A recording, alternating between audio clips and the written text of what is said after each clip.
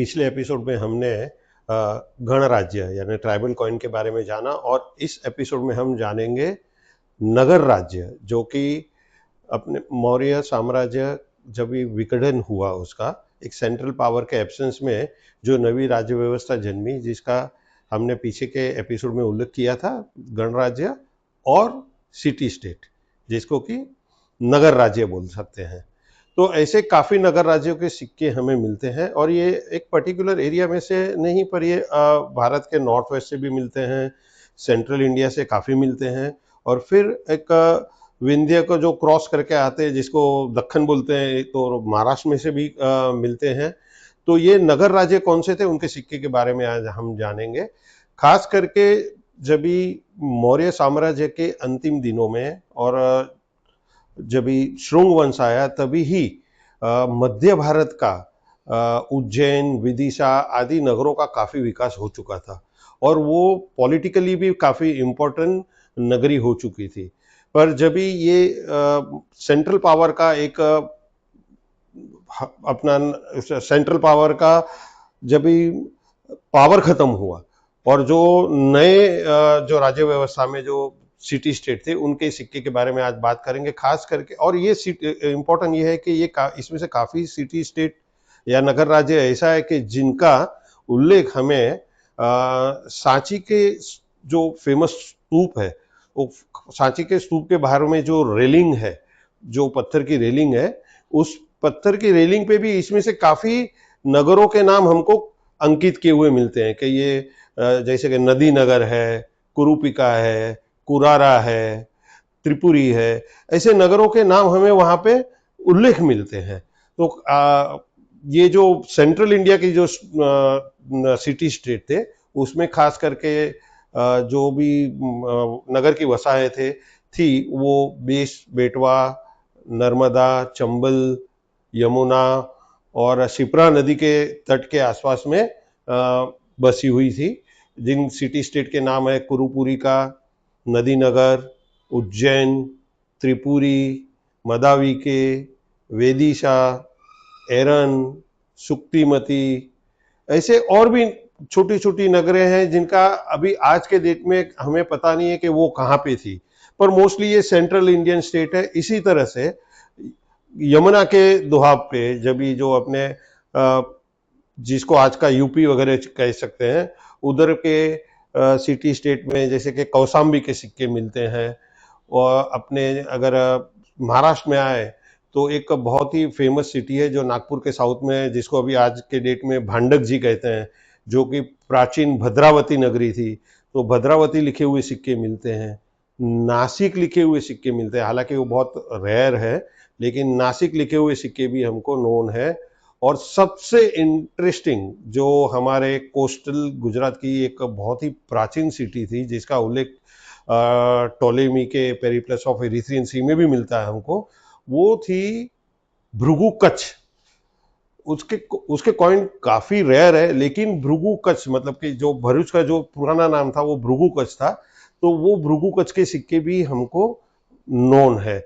इसी तरह से नॉर्थ वेस्ट अगर हम देखें तो नॉर्थ वेस्ट में वातस्वक का सिक्का इतना इंपॉर्टेंट है कि उसमें दिखाया गया है कि एक चैत्य है, और चैत्य को एक आदमी ऐसा हाथ जोड़ के नमन कर रहा है। तो जैसे कि अभी मॉडर्न जो कॉइन की हिस्ट्री जिन्होंने लिखे हैं, वो जो ये चैत्य का सिंबल है, उनको चैत्य समझ में शायद कम आया होगा या नहीं आया होगा, तो वो लोग सब जगह पे उस जगह पे लिखते हैं हिल, 3 आर्च हिल, 6 आर्च हिल। अरे हिल का क्यों करेगा आदमी, दर्शन करता है वैसे नहीं, पर चैत्य है वो क्योंकि उस समय आपको जैसे मैंने बताया सबसे ज्यादा प्रभाव बौद्ध और जैन धर्म का था, तो उसमें आज भी जो मंदिर होता है उसको चैत्य बोलते हैं, तो वो चैत्य के दर्शन करता है, ऐसा वातस्वक का सिक्का मिलता है हमें।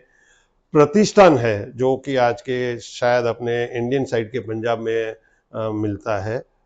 पुष्कलावती उसका एक सोने का सिक्का नोन है, पुष्कलावती, जो आज अफगानिस्तान में है, काबुल के भी ऊपर में है। तक्षशिला, तक्षशिला तो सभी को पता है, बहुत इंपॉर्टेंट सिटी है।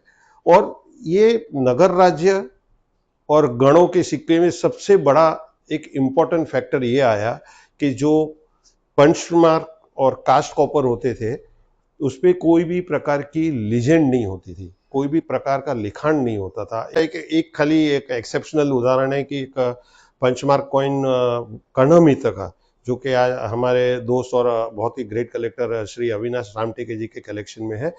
अदरवाइज कोई भी कास्ट कॉपर या पंचमार्क कॉइन के ऊपर लीजेंड नहीं आती थी। लेकिन ये जो नगर राज्य और गणराज्यों के सिक्के जब से शुरू हुए तो उन पे लीजेंड आनी शुरू हुई, और ये लीजेंड मोस्टली जो अपने इंडियन पेनिनसुला अभी के जो इंडिया है उसके मतलब सेंट्रल इंडिया का और यूपी साइड यमुना दोआब उस सब में जो भी कॉइन आते थे उस पे ब्राह्मी लीजेंड में वो शहर का नाम लिखा हुआ था, जैसे वेदिस, त्रिपुरी, कुरुराय, कुरुपुरी का, माधवी के, ऐसा ब्राह्मी में लिखा हुआ हमको पाया जाता है।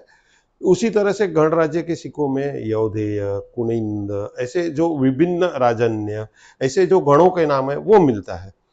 नॉर्थ वेस्ट के जैसे पुष्कलावती वगैरह साइड के जो सिक्के मिले हैं वाता उसमें ड्यूअल ये स्क्रिप्ट होती थी, ब्राह्मी और खरोष्टी। खरोष्टी जो मोस्टली अपने नॉर्थ वेस्ट पंजाब के ऊपर के जो पाकिस्तान अफगानिस्तान का इलाका है वहां पे ब्राह्मी के साथ साथ में खरोष्टी का भी काफी प्रचलन था।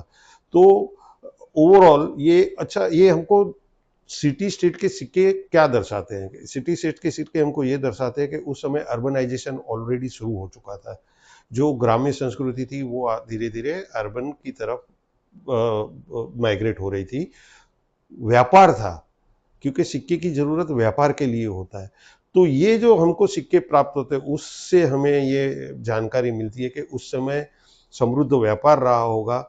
ये सिक्के जो एक सिक्के दूसरी जगह मिलते हैं तो उससे ये भी मालूम पड़ता है कि उस समय के ऐसे ट्रेड रूट्स थे जो कि एक इंटर स्टेट या तो इंटर सिटी भी ट्रेड हुआ करते थे। जैसे एक सिटी का सिक्का हमको दूसरी सिटी में भी मिलता है, भद्रावती का सिक्का हमें ऑफ कोर्स महाराष्ट्र में तो मिलता है पर वो उज्जैन मालवा रीजन में भी मिलता है। तो उसका मतलब ये रहा होगा कि यहाँ से वहाँ का भी ट्रेड होगा। तो सिटी स्टेट के सिक्के द्वारा, ये सब सिक्कों द्वारा हमें उस समय की आर्थिक स्थिति, ट्रेड और अर्बनाइजेशन की भी जानकारी मिलती है। जैसे हम हमेशा कहते हैं कि सिक्के ये भारत के इतिहास जानने का बहुत ही इम्पोर्टेंट अंग है। इससे आप समझ सकते हो कि सिक्के कितने इम्पोर्टेंट हमारे हिस्ट्री के जानने के लिए है। आज के लिए इतना ही। आगे के एपिसोड में हम देखेंगे जो नॉर्थ वेस्ट में अफगानिस्तान, बल्ख और बाद में बैक्ट्रिया और धीरे धीरे फिर पंजाब की तरफ जो इंडो ग्रीक्स आए, उनके बहुत ही एक सुंदर सिक्कों की श्रृंखला चली। उस सिक्कों के बारे में हम जानेंगे। आपके कमेंट और सुझाव हमें हमेशा वेलकम है। आपके कोई भी क्वेरी हो आप हमें कमेंट बॉक्स में लिख के भेजिए।